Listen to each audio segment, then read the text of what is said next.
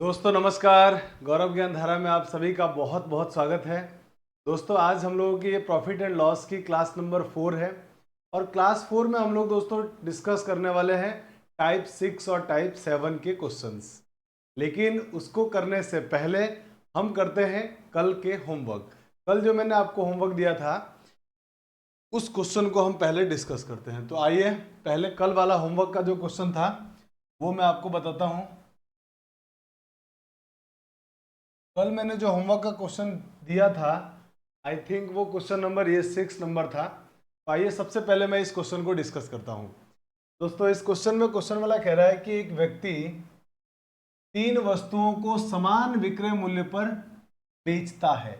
इस पूरी लाइन को बड़ा इंपॉर्टेंट लाइन है, विक्रय मूल्य समान दिया गया है। क्लियर होगी बात।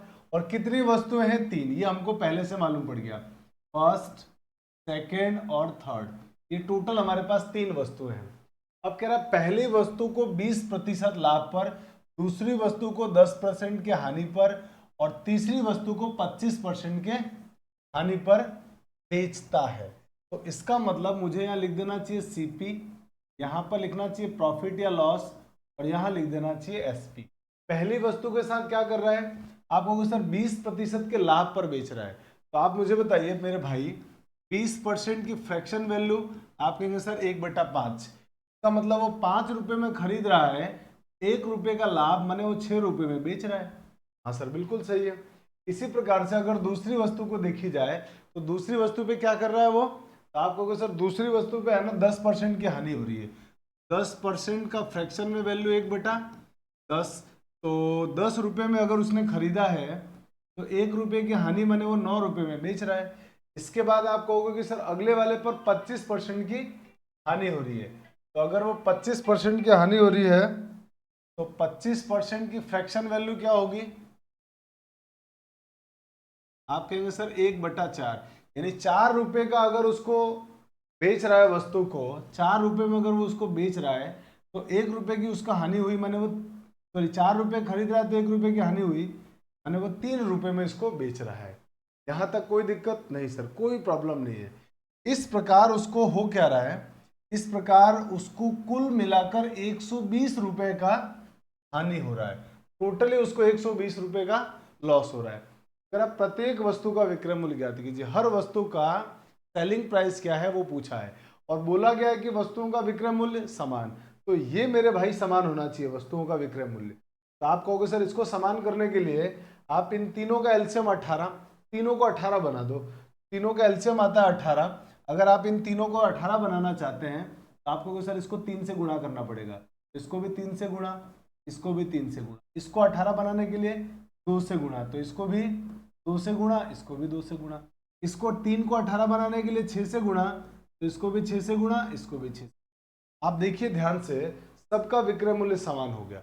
अब अगर सबका विक्रय मूल्य समान हो गया तो क्वेश्चन में आपको दिया है हानि। तो आप मुझे बताएं टोटल लाभ या हानि कितना हो रहा है? तो आप कहेंगे सर +3 और ये -2 और ये -6, -2 और -6 -8, -8 और +3, तो -8 + 3 होगा -5। इसका मतलब 5 यूनिट का लॉस हो रहा है। इसका मतलब मेरे भाई ये हुआ कि इस पूरे खेल में है ना 5 यूनिट का इसको लॉस हो गया। तो मैं यहाँ लिख देता हूँ 5 यूनिट का लॉस। अब यहाँ पे 5 यूनिट का लॉस, इसका मतलब 5 यूनिट का जो हानि हुआ है वो 120 के बराबर है। तो 5 यूनिट अगर 120 के बराबर, तो 1 यूनिट किसके बराबर होगा? आप कहेंगे सर 1 यूनिट बराबर होगा, 5 का भाग देंगे तो 5 दूनी 10, 5 चौक 20, 24 के बराबर होगा। अगर आप प्रत्येक का विक्रय मूल्य, तो प्रत्येक का विक्रय मूल्य तो 18 यूनिट है, सबका 18 यूनिट है। तो 1 यूनिट की वैल्यू अगर 24, तो 18 यूनिट की वैल्यू क्या होगी? आप कहोगे सर 18 को 24 से गुणा कर दीजिए। 18 को 24 से गुणा करेंगे तो 18 चौक 72, 18 चौक 72 के 2 हासिल 7, 18 दूनी 36 और 7 43, 43 का मतलब 432 रुपये सबका विक्रय मूल्य होगा, जो कि समान है, जो कि समान दिया हुआ है। और यही हमारे इस क्वेश्चन का आंसर था, माने 432 रुपये आपका सही आंसर था। तो ये हमने होमवर्क का क्वेश्चन सॉल्व कर लिया। आप जल्दी से इसका स्क्रीनशॉट ले लीजिए, फिर हम लोग आगे बढ़ते हैं। चलिए, अब आपने स्क्रीनशॉट ले लिया होगा। अब हम आते हैं आज के टाइप नंबर 6 की तरफ। देखो टाइप नंबर 6 के क्वेश्चंस कैसे होंगे, आइए टाइप नंबर 6 को हम पढ़ते हैं। फिर दोस्त टाइप नंबर 6 में क्या होगा, ध्यान से क्वेश्चन को पढ़िए। क्वेश्चन वाला बोल क्या रहा है, क्वेश्चन वाला कह रहा है कि 18 वस्तु का क्रय मूल्य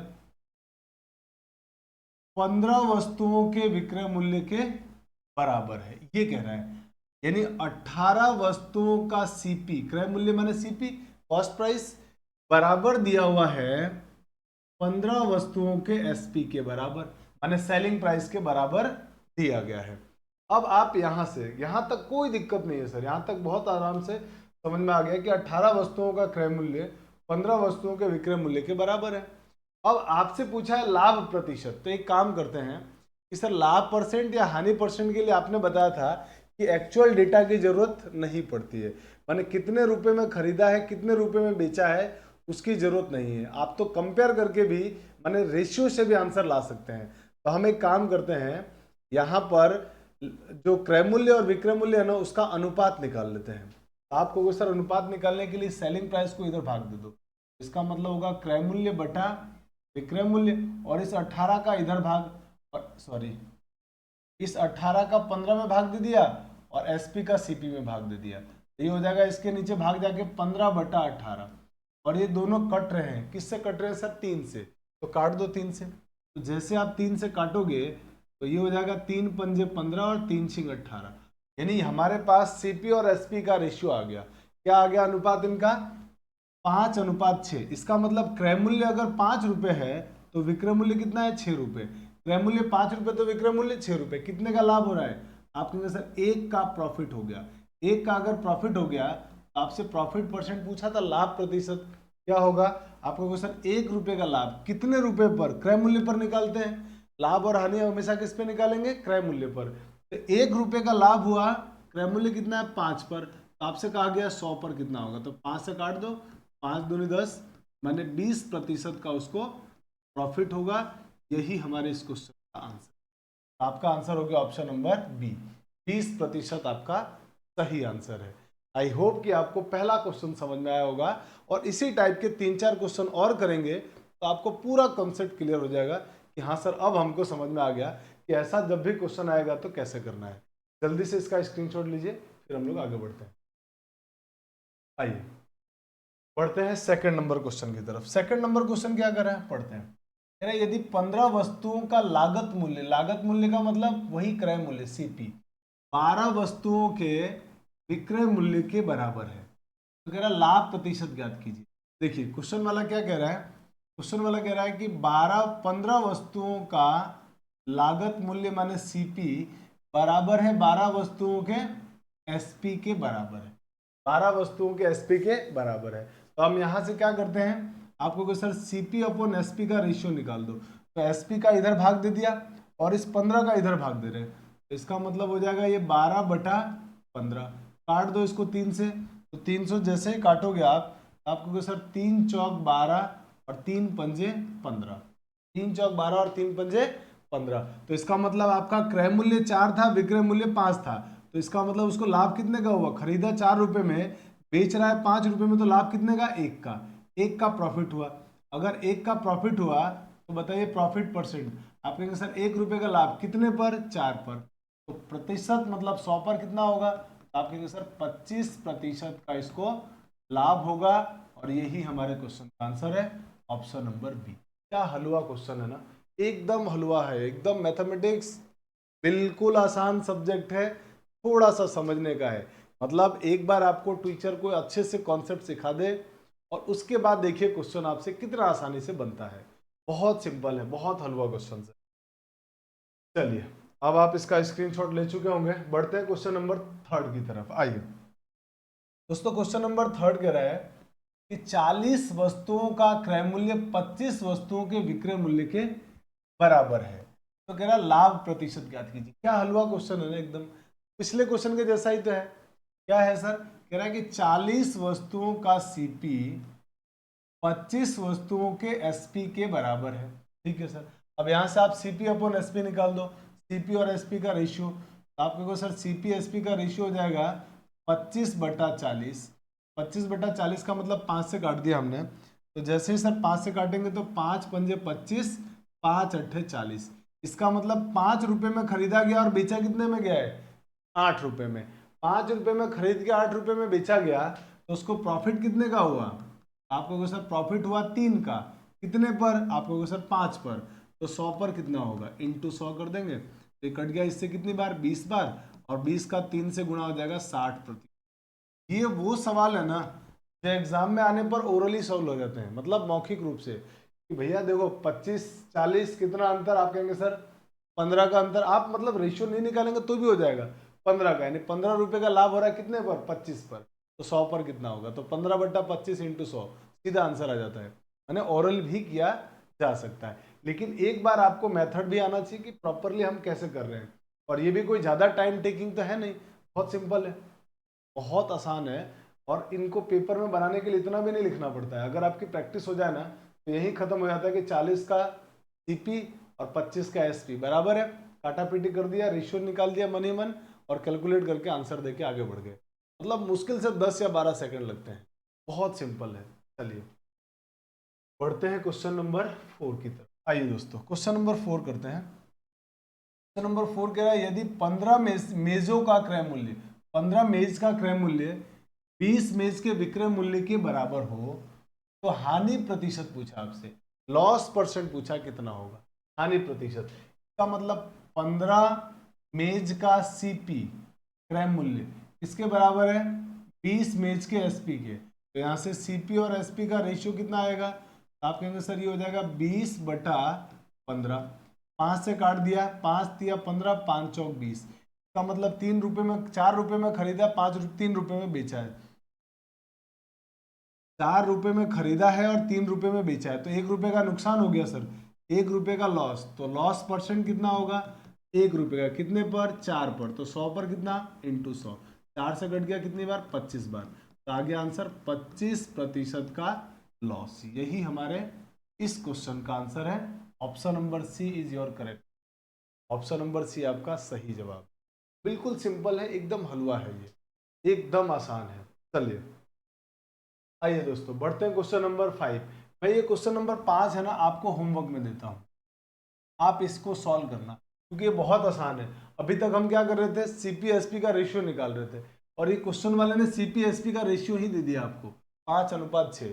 तो बहुत आसानी से आप में से कुछ लोग जैसे ही क्वेश्चन को देखा होगा ना, आप में से कई लोगों ने आंसर भी बता दिया होगा कि सर इसका आंसर ये आएगा, बिना पेन पेपर के। सोचिए, बहुत आसान है मैथ्स की दुनिया। जल्दी से आप इसका स्क्रीनशॉट ले लीजिए। बढ़ते हैं आगे टाइप नंबर 7 की तरफ। आइए टाइप नंबर 7 की तरफ बढ़ते हैं। तो टाइप नंबर 7 जो है ना हमारा, ये आगे टाइप नंबर 7 की तरफ।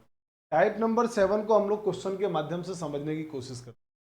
एक क्वेश्चन लेते हैं और उस क्वेश्चन से सीखते हैं कि टाइप 7 में किस तरह के क्वेश्चन आएंगे और उन क्वेश्चंस को हम लोग कैसे सॉल्व करेंगे। आइए क्वेश्चन नंबर पहला है आपके सामने दोस्तों। क्वेश्चन नंबर फर्स्ट में कह रहा है कि राहुल ने 10 खिलौने 25 रुपए के, 25 रुपए प्रति खिलौने की दर से खरीदा है तथा 30 रुपए प्रति खिलौने की दर से बेचा है। देखिए जब भी ऐसा सवाल आए ना कि कुछ चीजें कुछ रुपए में खरीदा गया, जैसे मान लो आपसे बोला जाए कि एक्स वस्तु ए रुपए में खरीदा गया और वाई वस्तु बी रुपए में बेचा गया, ऐसी जब चीजें बोली जाए ना आपको, तो आप मेरे भाई, आप जब भी लाभ प्रतिशत हानि प्रतिशत निकालना हो, आप वस्तुओं की संख्या बराबर कर दो। क्योंकि जो भी हमको प्रॉफिट या लॉस होगा वो हम लोग एक्चुअल में कैलकुलेट कब करेंगे? जब वस्तुओं की संख्या समान हो। लेकिन अब जो हम टाइप 7 पढ़ रहे हैं ना, उसमें वस्तुओं की संख्या भी अलग अलग होगी और साथ में हमारे को अमाउंट भी अलग अलग देगा। माने एक्स वस्तुएं ए रुपए में खरीदी गई, वाई वस्तुएं बी रुपए में बेची गई, इस तरह की बात होगी। तो ऐसी सिचुएशन में वस्तुओं की संख्या को समान कर लेंगे। तो याद रखना, ऐसी सिचुएशन में, ऐसी स्थिति में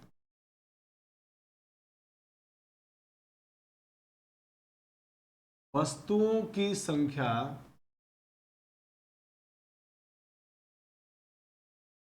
समान करके सीपी और एसपी ज्ञात करेंगे। और उसके बाद जो भी बोलेगा ना क्वेश्चन वाला, वो हमारे लिए बेहद आसान हो जाएगा। ये चीज आपको थोड़ा सा ध्यान रखना है। आपको ऐसी कंडीशन में क्या करना है, वस्तुओं की संख्या को बराबर कर लेना है। आइए अब आते हैं हम लोग क्वेश्चन नंबर फर्स्ट। राहुल ने 10 खिलौने 25 रुपए प्रति खिलौने की दर से खरीदा है। इसका मतलब एक खिलौने की कीमत कितनी है, 25 रुपए। एक खिलौने की कीमत कितनी है मेरे भाई, 25 रुपए है। अब ये कह रहा है, आगे ये कह रहा है क्वेश्चन वाला कि 30 रुपए प्रति खिलौने की दर से उसने इसको बेचा है। माने उसका जो सेलिंग प्राइस है ना, वो मेरे भाई 30 रुपए प्रति खिलौने की दर से है। ये इसने बोला है 30 रुपए प्रति खिलौने की दर से बेचा है। तो राहुल का लाभ या हानि प्रतिशत क्या है, यह आपसे पूछा गया है।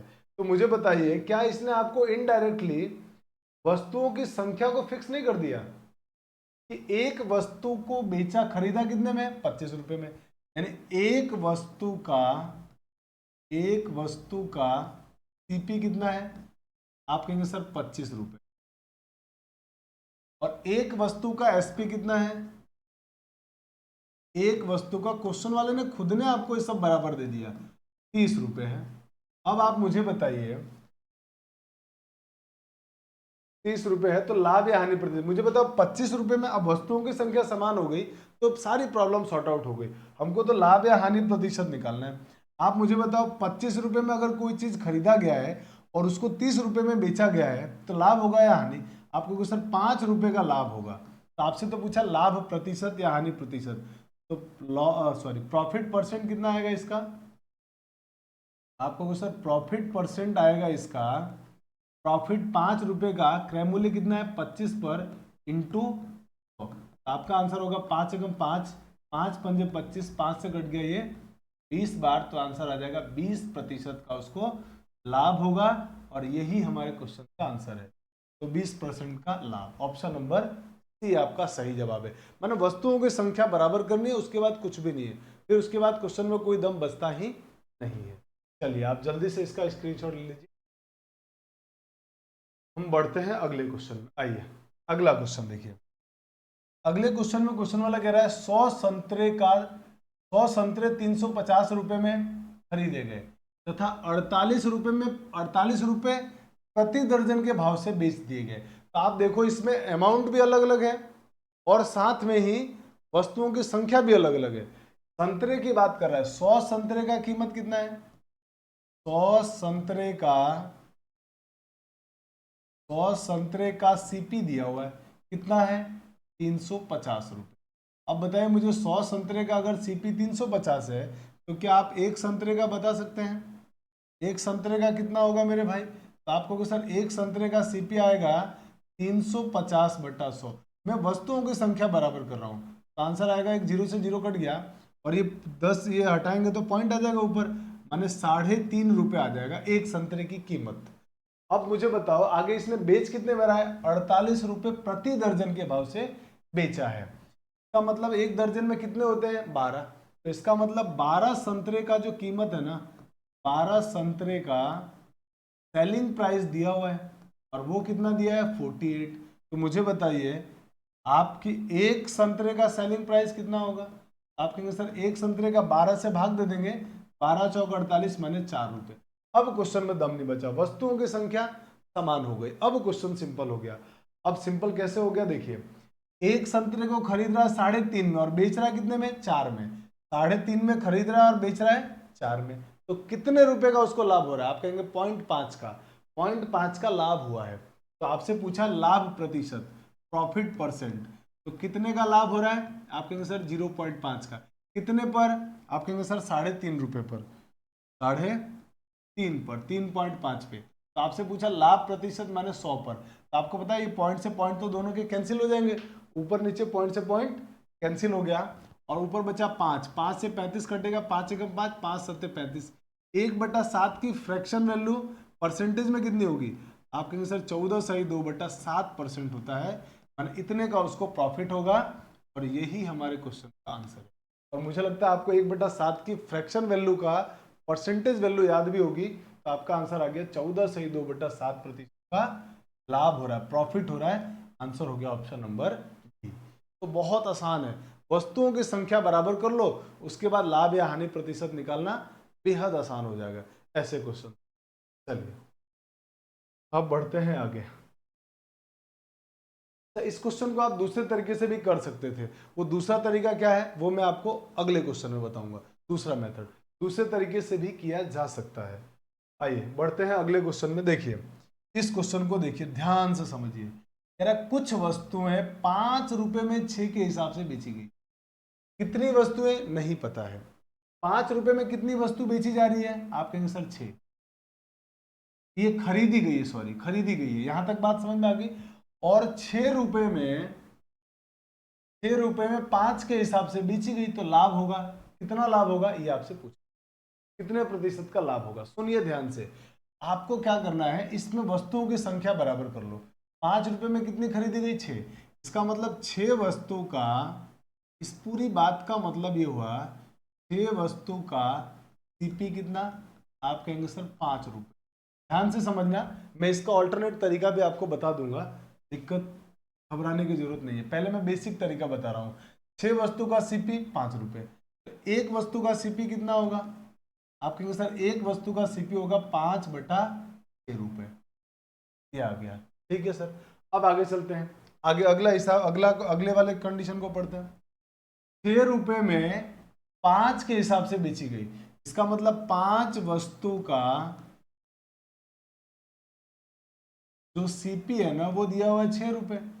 और अगर 5 वस्तु का सीपी 6 रुपए है, तो एक वस्तु का सीपी 6/5 रुपए, 6/5 रुपए। इसका मतलब अगर खरीदा उसने, सॉरी गड़बड़ कर दिया मैंने, एसपी होगा ये, तो एस बना दीजिए। 5 वस्तु का एसपी 6 रुपए, तो एक वस्तु का एसपी 6/5 रुपए। अब बताइए मुझे, 5/6 में खरीद रहा है और 6/5 में बेच रहा है, तो डेफिनेटली उसको फायदा होगा, क्योंकि 5/6 तो कम होता है 1 से, और 6/5 1 से बड़ा होता है। तो ये बड़ा वैल्यू है, ये छोटा वैल्यू है। कम में खरीद रहा है, ज्यादा में बेच रहा है, तो डेफिनेटली उसको प्रॉफिट होगा। तो इसका मतलब कितने का प्रॉफिट होगा, प्रॉफिट परसेंट पूछा आपसे, तो प्रॉफिट परसेंट होता है प्रॉफिट। प्रॉफिट कैसे निकालेंगे, एसपी में से सीपी को माइनस करते हैं। इसका मतलब 6/5 -5/6, ये हो गया प्रॉफिट। अपोन में क्या आएगा, सीपी। सीपी पर निकालते हैं लाभ और हानि, मैंने लाभ बटा क्रय मूल्य, मैंने 5/6 और इंटू में 100। पहले बेसिक तरीका को सीखिए, फिर मैं आपको इसका एक ऑल्टरनेट तरीका और बताऊंगा, उससे क्वेश्चन आपका और आसान हो जाएगा। चलिए अब बढ़ते हम लोग आगे। आइए अब इसको कैलकुलेट करते हैं। तो आपका प्रॉफिट परसेंट जो होगा, यहां से क्रॉस मल्टीप्लाई करिए, 6 का इससे गुणा 36, माइनस 5 का इससे गुणा 25, और नीचे गुणा में क्या आएगा, आप कहेंगे सर 5 और 6 का गुणा, 5 और 6 का गुणा आएगा, 5 इंटू 6।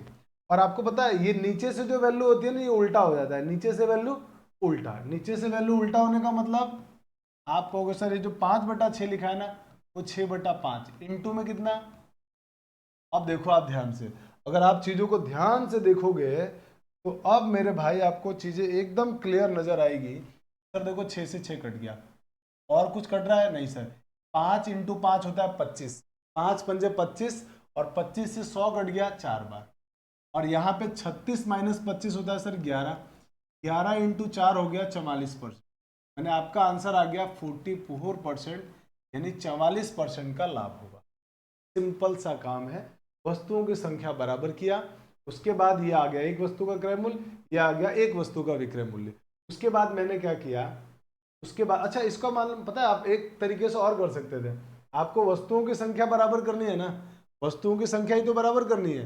तो आप अगर ऐसे फ्रैक्शन में दिक्कत आ रहा है ना आपको, तो आप ऐसे सोचो 6 और 5 को बराबर करना है मुझे, 6 और 5 को बराबर करना है। तो बराबर करने के लिए आप कहोगे ना सर कि एलसीएम से गुणा कर दो, एलसीएम से इनके गुणा कर दो, तो आपका आंसर आ जाएगा। देखिए कैसे आएगा, अब इसका दूसरा तरीका मैं आपको बताने जा रहा हूं। आइए सेकंड मेथड इसका सीखते हैं। सेकंड मेथड, आप वस्तुओं की संख्या ही तो बराबर करना चाहते हैं, तो आप कहेंगे सर छह वस्तु का सीपी दिया हुआ है 5 रुपए, और 5 वस्तु का एसपी दिया हुआ है 6 रुपए। ठीक है सर, लेकिन सर मुझे है ना वस्तुओं की संख्या जब तक बराबर नहीं करूंगा मेरे को क्वेश्चन बनाने में दिक्कत होगी। तो मैं एक काम करता हूं, आप सीधा सा सवाल ये है ना कि आप मेरे भाई वस्तुओं की संख्या बराबर कर दो। तो आप वस्तुओं की संख्या बराबर करने के लिए क्या करोगे, इस 5 और 6 का एलसीएम ले लोगे। 5 और 6 का एलसीएम आपको मालूम है कि सर 30 आता है, तो 30 बनाना है आपको। तो मुझे बताओ इस 6 को 30 बनाने के लिए आप क्या करोगे, आप कहोगे सर मैं इसको है ना 5 से गुणा करूंगा, और इस 5 को 30 बनाने के लिए क्या करोगे, आप कहोगे सर 6 से गुणा। तो वही काम आप सीपी के साथ भी कर दो। इसका मतलब आपको सीधे 30 वस्तु का सीपी मिल जाएगा। 5 से इसको भी गुणा करोगे तो 25 रुपए। ठीक है सर, और 6 से इसको भी गुणा करोगे तो इसका मतलब आपको यहां से 30 वस्तु का एसपी मिल जाएगा। 6 से गुणा करते हैं 36 रुपए। अब क्वेश्चन खत्म, वस्तुओं की संख्या बराबर हो गई, और वस्तुओं की संख्या बराबर होते ही क्वेश्चन डन। 25 रुपए में खरीदा गया है और 36 रुपए में बेचा गया है, तो लाभ होगा, और वो लाभ कितना होगा, तो आप कहेंगे सर 11 रुपए का लाभ होगा। कितने पर, 25 पर, इंटू 100। सीधे आपका आंसर आएगा, ये तो 11 से कटेगा नहीं, 25 कट जाएगा 100 से, तो 25 एकम 25 और 25 चौक 100, 4 का 11 से गुणा कर देंगे तो आंसर आ जाएगा 44%। बहुत सिंपल है, और यही हमारे इस क्वेश्चन का आंसर है। तो जब भी ऐसा सवाल आए, इसमें एक वस्तु निकालने की बजाय आपको तो वस्तुओं की संख्या बराबर करनी है। तो आप क्या करिए, यहाँ जो भी वस्तुएं दी गई है ना, उनको इनका एलसीएम ले लीजिए, और वो एलसीएम बनाने की कोशिश करिए, क्वेश्चन जल्दी से बन जाएगा। मतलब मैं अगला जो क्वेश्चन करूंगा वो इसी तरीके से करूंगा, और इतना भी नहीं लिखना पड़ेगा, बहुत आसानी से क्वेश्चन बन जाएगा। ठीक है, तो चलिए आप पहले इसका जल्दी से स्क्रीनशॉट लीजिए, फिर हम लोग आगे बढ़ते हैं।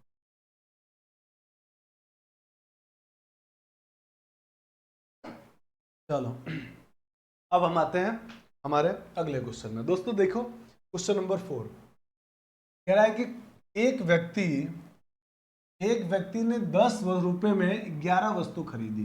देखिए 11 वस्तु खरीदता है, 11 वस्तु का एसपी कितना है, सॉरी सीपी कितना है, क्रय मूल्य कितना है, आप कहेंगे सर इसका क्रय मूल्य है 10 रुपए।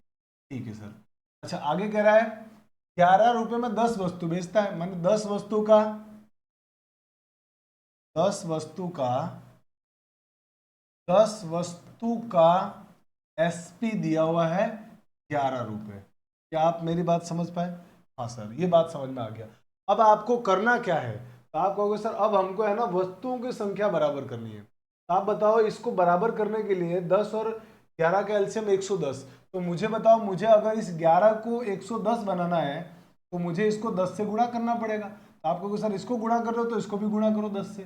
तो इसको जब आप 10 से गुणा करोगे तो कितना बन जाएगा 100, और इसको गुणा करना पड़ेगा 11 से। तो इसको जब 11 से आप गुणा करोगे तो ये आ जाएगा 100। यानी पूरी कहानी बदल गई अब, यानी 100 रुपए में वस्तु को खरीदा गया है और बेचा जा रहा है 21 रुपए, 121 रुपए। समझे आप मेरी बात, मतलब मैंने यही गुणा कर दिया सीधे कि भैया 10 रुपए में 100 रुपए में खरीदा गया है और 121 में बेचा गया है, माने मैंने इन वस्तुओं की संख्या को बराबर कर दिया। तो 10 से इसको गुणा कर दिया, 11 से इसको गुणा कर दिया, 110 आ गई बराबर, और 110 ही वस्तुओं की कीमत आ गई। क्रय मूल्य भी आ गया और विक्रय मूल्य भी आ गया, कॉस्ट प्राइस भी आ गया और सेलिंग प्राइस भी आ गई।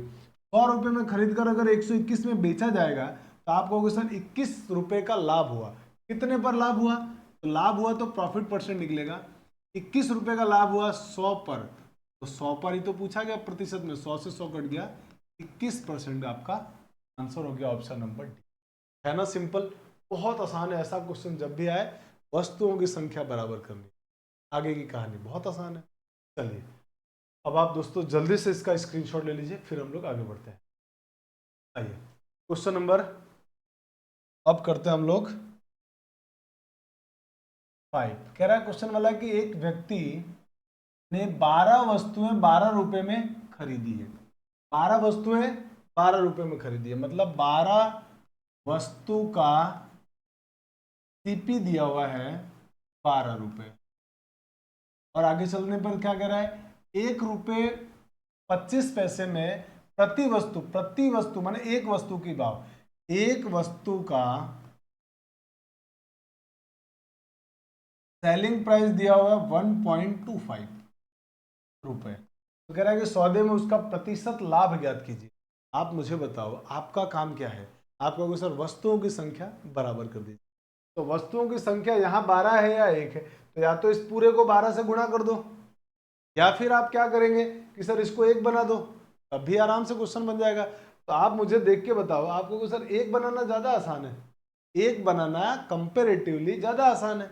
आपको सर कैसे, देखो 12 वस्तु का मूल्य अगर 12 रुपए है तो एक वस्तु का क्रय मूल्य कितना होगा, आप कहेंगे सर 1 रुपए। सिंपल, यानी 1 रुपए में खरीदा गया और 1 रुपये 25 पैसे में बेचा है, तो उसको लाभ कितने का हुआ, आप कहेंगे सर प्रॉफिट हुआ उसको 0.25 रुपए का। कितने पर, 1 रुपए पर, तो 100 पर कितना होगा 100 इंटू 100 कर दिया। ये पॉइंट हटाएंगे तो आपको सर नीचे आ जाएगा, पॉइंट हटाएंगे ना, नीचे अगली लाइन में लिख देता हूं मैं, पॉइंट हटाएंगे तो सर नीचे आएगा 100, और इधर 100 था, 100 से 100 कट गया, उसको 25% का लाभ होगा। 25% हमारा आंसर हो गया ऑप्शन नंबर, यही हमारे इस क्वेश्चन का आंसर है। तो बेहद आसान है, बहुत सिंपल है, बिल्कुल भी मुश्किल नहीं है। जल्दी से आप इसका स्क्रीनशॉट ले लीजिए। चलिए दोस्तों, आई होप कि आपको बहुत अच्छी तरह से ये बात समझ में आई होगी। ये दोनों ही टाइप आपको बहुत आसानी से समझ में आए होंगे, और आई होप कि आपको मैथ्स अब बिल्कुल आसान लग रही होगी कि हाँ सर मैथ्स अब बिल्कुल आसान है, मैथ्स पढ़ने में इंटरेस्ट भी आ रहा होगा, और आपसे क्वेश्चन भी जो एग्जाम्स के आए हुए हैं, जो आप प्रैक्टिस कर रहे होंगे, वो बन रहे होंगे। पहले तो आपको इन्हीं क्वेश्चन की बहुत अच्छी प्रैक्टिस करनी है, उसके बाद आपको जो एग्जाम्स के आए हुए क्वेश्चन उसके बाद उनको बनाइए, आसानी से बनेंगे। लेकिन पहले जो हम क्लास में टाइप वाइज चीज़ों को पढ़ रहे हैं ना, एक एक करके पढ़ रहे हैं और बहुत आराम से पढ़ रहे हैं, तसल्ली से, जल्दबाजी बिल्कुल भी हम लोग मचा नहीं रहे हैं, क्योंकि हमारे पास बहुत टाइम है, और बहुत टाइम है तो इसका बहुत ज़्यादा अच्छे से यूज़ करेंगे। दोस्तों आज की क्लास में हम लोग इतना ही पढ़ने वाले हैं। आपको ये क्लास कैसी लगी कमेंट करके ज़रूर बताना, साथ ही आपके बहुत सारे फ्रेंड्स तक इन वीडियोस को शेयर कीजिए, ताकि हम लोग जो लगातार आप लोगों के लिए मेहनत कर रहे हैं उसका फायदा और भी बच्चों को हो सके, आपको तो हो ही, साथ में दूसरे स्टूडेंट्स का भी बहुत सारे लोगों का फायदा हो सके। तो मिलते हैं अगली क्लास में। Thanks for watching. जय हिंद।